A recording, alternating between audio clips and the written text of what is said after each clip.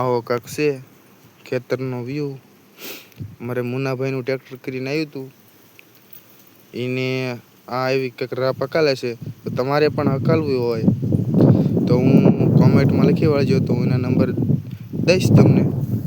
તો તમારે પણ ટ્રેક્ટર હકાલવું હોય તો